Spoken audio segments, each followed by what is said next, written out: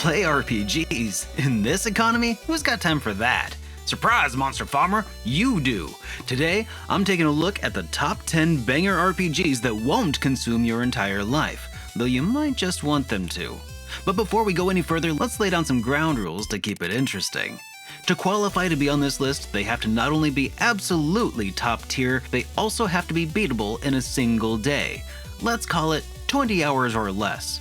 And not just by speedrunners, because that completely defeats the whole point. I'll be using the averages from howlongtobeat.com for the main story completion for an average play. Of course, you don't have to play these all in a 20-hour sitting or anything. Spread it out over a weekend or 2 or 3 and you'll crush them in no time. And the usual rule applies, no more than 1 entry per series.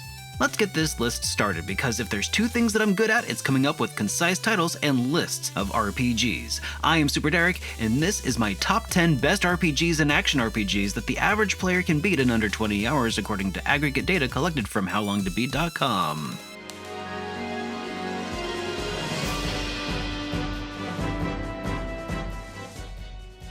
Let's kick off this list with an honorable mention. The entire time I was coming up with this list, Suikoden was destined to be a part of it. It's legendary for starting an incredible series, and it wasn't until just now that I realized that the game is just over 20 hours on average, which is a real shame, but them's the breaks, and is probably the reason other incredible games you assumed would be here aren't, like Chrono Trigger, Earthbound, and Terranigma.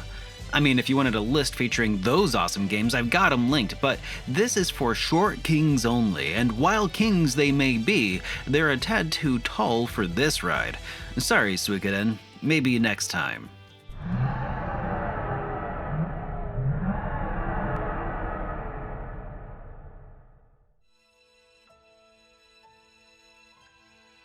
Oh yeah, here it is, folks. Here comes Secret of Mana. But not the Super Nintendo version. What the heck? Well, the Super Nintendo version takes 22 hours, but according to howlongtobeat.com, the remake can be wrapped up in just 16, which is a pretty wild difference. Hey, we all have our preferences, and if you want to stick to the OG, I wouldn't blame you, which is why Secret of Mana 2018 is at the bottom of this list. It's still a fun little game, even if some of the design choices weren't the best. Take a look at the Trials of Mana remake if you'd rather see a remake done immaculately. And one thing that this remake has over the original is the brand new, more faithful localization that brings with it added context and character depth that had to be omitted from the original Super Nintendo localization for a variety of reasons. And in my book, that exclusive new localization is worth the number 10 spot on this list. Coming in at number 9 on this list is another one of those near and dear games that shaped my preferences for action RPGs as a young adult. This was one of my favorite Super Nintendo action RPGs back in the day before I discovered emulation. Illusion of Gaia, otherwise known as Illusion of Time in other parts of the world, is the second game in the Heaven and Earth series by Quintet. Terranigma might have shown up here instead if it was a bit shorter, but with Illusion of Gaia coming in at just 13 hours to finish, makes Illusion of Gaia a certified short king. I've even heard some people prefer it to Terranigma, probably owing to the fact that it features a better localization in my opinion. The game follows a young boy named Will who is out exploring the various ruins of the world, trying to track down his missing parents who disappeared while exploring the Tower of Babel. Throughout the game, you'll explore Incan ruins, the Great Wall of China, Angkor Wat, and the Nazca Lines. Combat is relatively fluid, allowing Will to run and slide and dive and do jumping attacks. Progression is achieved by destroying all enemies within a zone, at which point Will gains either strength, defense, or more HP, and the enemies disappear until you leave the dungeon and come back again at least. So it's not a terribly grindy game in that regard. You cannot over-level. Will also has the ability to transform into a few different warriors such as Freedom the Knight, who wields a sword and deals far more damage but at the cost of not being able to use Will's flute or slide through small holes in the wall to solve puzzles. So transforming between characters is sometimes required to make progress. Outside of combat, exploring the world with Will and his friends starts out as kind of a fun romp, but it takes several dark turns for the worse as things progress. Unfortunately, this one is only available on the Super Nintendo, so you might have to get creative to figure out how to pick this one up. So I've placed it a little lower on this list. Super Mario RPG is a Super Nintendo RPG classic that also recently re-released on the Nintendo Switch. It's also one of the greatest entry points for turn-based RPGs that I could possibly suggest today. This classic throwback has the star power of Super Mario, pun intended, paired with classic turn-based combat with timing-based bonuses to keep players engaged even when it's not your turn. Originally, Nintendo created this game in partnership with Squaresoft and has earned its reputation of excellence that precedes itself. The remake picks up the old turn-based combat, brushes off the dust, and gives it a fresh coat of paint while retaining everything that helped the original appeal to so many of us back in the 90s, namely a lighthearted story following the titular Mario and a cast of characters as they set out to restore the kingdom after a bizarre catastrophe. It features a simple and streamlined leveling system along with a level of disarming charm that cues the player in to relax and enjoy the wacky ride that's ahead of them. And perhaps best of all is that the game can be completed in only 12 hours, give or take depending on your level of experience and if you get stuck somewhere. Whether you choose to play on Switch or the Super Nintendo, it's a solid title worth knocking out in a weekend, and when you're done, you'll have some other awesome Mario RPGs to look forward to. At number 7 on this list is Parasite Eve. It has a blend of survival horror and RPG elements that'll keep you on the edge of your seat the entire time, which is to say, less than 10 hours on average. As with other PlayStation 1 classics, this Squaresoft gem is also playable on PlayStation 2 and 3 if you've got the disc, so you've got options to dive into this biochemical nightmare. The story kicks off on Christmas Eve in New York City, where our protagonist, the NYPD officer Aya, attends an opera. Boring, right? But things heat up when the singer on stage gets really fired up. You could say this performance really got the audience fired up. Apparently, Aya is the only one unaffected though, and she's about to uncover a whole mess of mitochondrial madness. In Parasite Eve, you'll be running around iconic NYC locations like Central Park, Carnegie Hall, battling grotesque mutations and uncovering deep sci-fi conspiracies. The combat system is a hybrid of action turn-based and real-time mechanics, which sounds complicated but is actually a blast. You can move around freely to dodge enemy attacks while waiting for your turn to strike. A standout feature of Parasite Eve is its atmosphere. The game nails the eerie, desolate vibe of a city under siege by biological terror. I mean, I assume, not that I've experienced anything like that before. And then the soundtrack is chillingly perfect. Parasite Eve packs a punch with its gripping narrative, innovative gameplay, and unforgettable moments. The game's short duration lends itself to a densely packed experience that doesn't waste your time or outstay its welcome.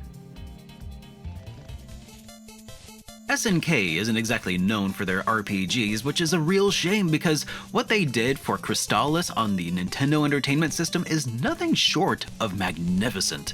Listen to this music and try and tell me that your life isn't already just a little bit brighter because of it. This little action RPG was inspired by Studio Ghibli's Nausicaa, Valley of the Wind, and takes place in a sort of post-apocalyptic fantasy world, featuring a chill, purple-haired protagonist fresh out of the freezer. The story isn't all that much to write home about.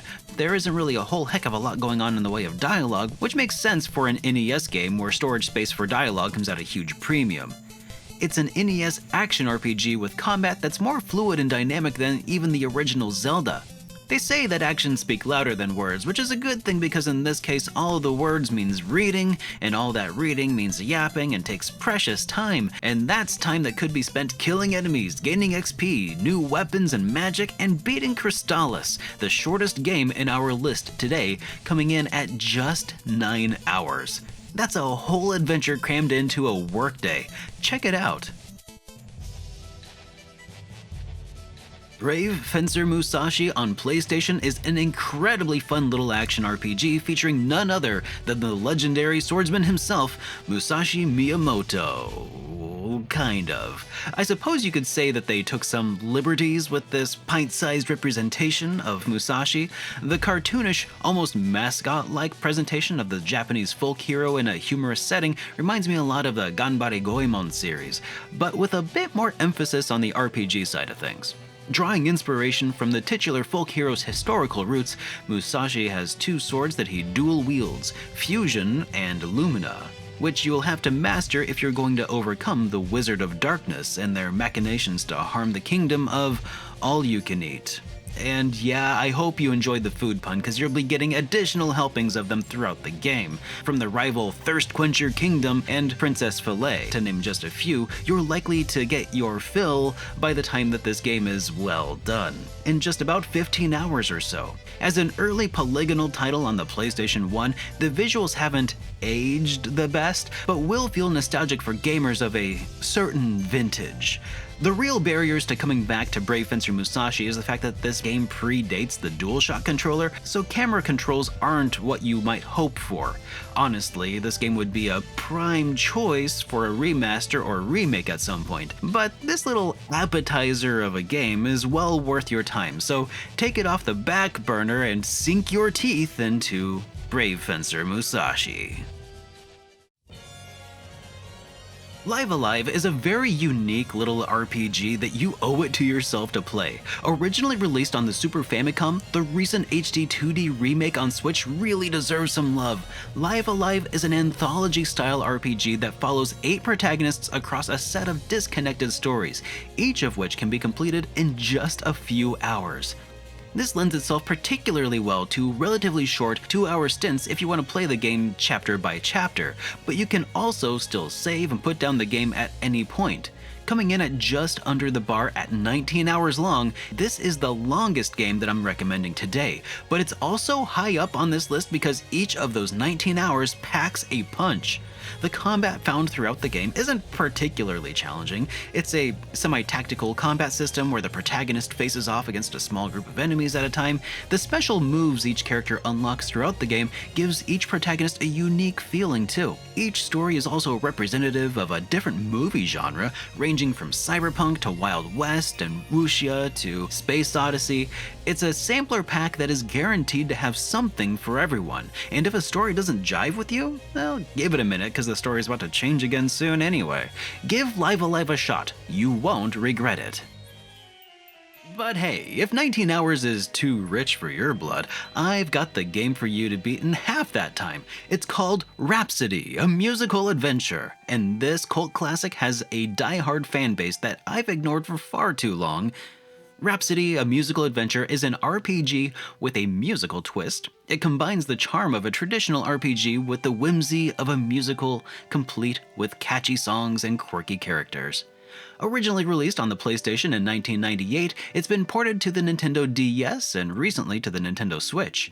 You play as Cornette, a girl with a magical horn and a dream of rescuing her prince from the evil Marjorie. Along the way, you gather a motley crew of puppet pals to join your party. The game's turn-based combat is straightforward and approachable, making it a perfect RPG for beginners or anyone looking for a lighthearted romp. The game is packed with musical numbers that'll be both hilarious and heartfelt that'll stick in your head long after you've put down the controller. Whether you're looking to fill a weekend with some lighthearted fun or just want to see what the fuss is all about, Rhapsody, a musical adventure, is a short king that respects your time and also your ears. Now I know what you're thinking. SuperDerek, I have too much money. Please help me get rid of it. And to that I say, have you considered becoming a patron on patreon.com and supporting the show? I can use that money to buy food and live and stuff. But hey, if that sounds boring to you, maybe you could instead burn that wad of fat stacks on this next game on the list, Panzer Dragoon Saga. In it, you play as Edge. No, not the Edge, just Edge, a young mercenary who finds himself in a cave filled with ancient tech and also a dragon. But not just any dragon, but a mighty morphin powered dragon that can switch forms mid-battle, which you can use to gain the upper hand against a variety of foes. Combat is a real-time dynamic system where positioning is key, where you'll have to maneuver around enemies and find their weak points. The plot is packed with twists, political intrigue, and existential questions about life and the nature of existence. You know, the kind of light stuff you think about while flying around on a dragon. And flying in at just under 15 hours, it's a dense experience that doesn't outlast its welcome. Only drawback is, at its current price for the complete copy, it'll cost you about as much per hour as a lawyer. But if you can manage to get your hands on one... Oh weird, where did this eye patch come from? Anyway, if you can manage to get your hands on a copy, it's sure to be a wild ride. Alright, we're coming down to the wire here, and your favorite game still hasn't shown up on this list. How dare I?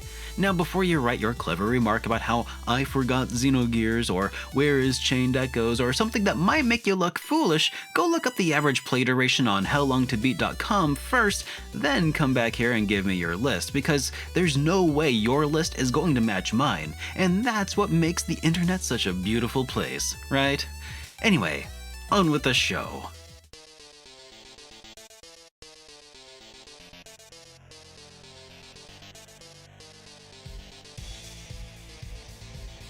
Coming in at number 1 on this list is not one game, but dozens and dozens of top-tier indie-developed RPGs that are worth your time.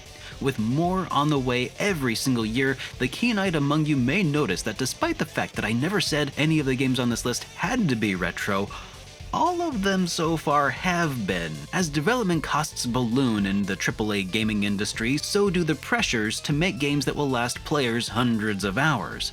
But the indie development scene is the last bastion of RPGs that respect your time, because they have to.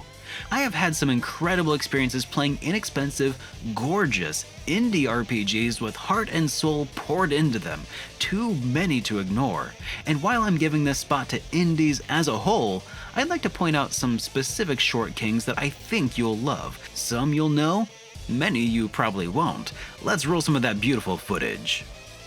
Undertale, 7 hours. Evoland 2, 17 hours. Cosmic Star Heroine, 12 hours. For a Vast Future, 7.5 hours. Arcadian Atlas, 12 hours. Pillars of Dust, 10 hours. 8-Bit Adventures, 12 hours. Crystal Story Dawn of Dusk, 4 hours. Shadows of Adam, 11.5 hours. Ephemeral Tale, 5.5 hours. Bloodstained Ritual of the Night, 14 hours. To the Moon, 4 hours. Moonlighter, 14 hours. Cat Quest, 6 hours. Indivisible, 18.5 hours. Lisa the Painful, 11 hours. Eiyuden Chronicle Rising, 12.5 hours. Eichenfell, 17 hours. Tangle Deep, 16 hours. Jack Move, 6 hours. Saturday Morning RPG, 4.5 hours. Star Renegades, 10.5 hours. Arafel, 15.5 hours. Blossom Tales, The Sleeping King, 7.5 hours. Secrets of Grindia, 17.5 hours. Terra Memoria, 15 hours. Solvars, 17 hours. Meg's Monster, 4.5 hours. Oni, Road to be the Mightiest Oni, 7 hours. If you haven't been paying attention lately, you may not have realized that indies have been killing it lately, and all of these are games that fall under the 20-hour mark, most of which are $15 or less. If you haven't found something on this list to scratch that itch, give them a minute or two and those indie devs will have you sorted in no time. There are a dozen or so lined up to come out in the next year or so, and so many more on the horizon. If you are strapped for time, get yourself a Steam Deck and a Steam account, and you can knock out an indie RPG every week, one lunch break at a time.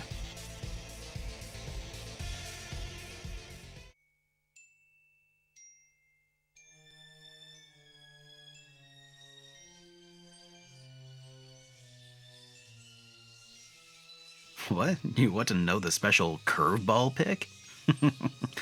Sounds like word's getting out. Alright, sure. Let's say I might have one more in the back, but it's gonna cost you 1 like and 1 subscribe. Not that YouTube really cares if you subscribe or not anymore, but hey, old habits die hard.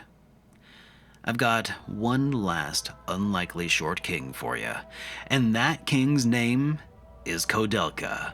A PlayStation 1 RPG that spans 4 discs might seem like an unlikely choice, but it starts to make sense when you come to learn how much of those discs are full of voice acting, full motion CGI video, meticulous pre-rendered backgrounds, and bespoke character animations that act out the in-engine cutscenes. These cutscenes with a fixed camera perspective gives an effect that is almost otherworldly, like getting a glimpse of an alternate history where video game cutscenes could feel more like watching a scene from a stage play. Which is exactly what this is, in fact, owing to the game using motion capture and performances of stage actors in its production. Kodelka's localization is top-notch because there wasn't really any localization to do after the game was made. It was recorded in English by Americans first, then translated into Japanese with subtitles for Japanese audiences. And while I'm sure the process of translating the Japanese script into English was no small task, the interpretation and smoothing over of the rougher edges by the performing staff has made for an experience that, taken as a whole, feels anachronistic. We wouldn't see and hear English voices and see smooth animations in Japanese RPGs for at least a few more years, and not until well after the PlayStation 2's launch. Combat in Kodelka is an odd mix that I would call semi-tactical in nature, but can appear clunky owing in part to its divided direction, with forces pulling it in the direction of survival horror and other forces pulling it towards being an RPG. And it's that intersection that gives Kodelka overall such a unique flavor. Granted, if all you want is a run-of-the-mill RPG experience, this might not be your cup of tea. And if that's the case, one of the other RPGs I've talked about today should satisfy. But if you're looking for that special kind of game, that lightning in a bottle kind of game that could only exist because it was made in a very specific point in time due to a confluence of competing factors and somehow still managed to knock it out of the park, this is it, and Kodelka would go on to inspire the Shadowheart series made by the same staff on the PlayStation 2. And if you're into top-tier turn-based RPGs, I've got a whole other list of Super Nintendo RPGs I'm sure you'll love. But in the meantime, if you'll excuse me, I have a garden in need of weeding. See you in the next one, everybody!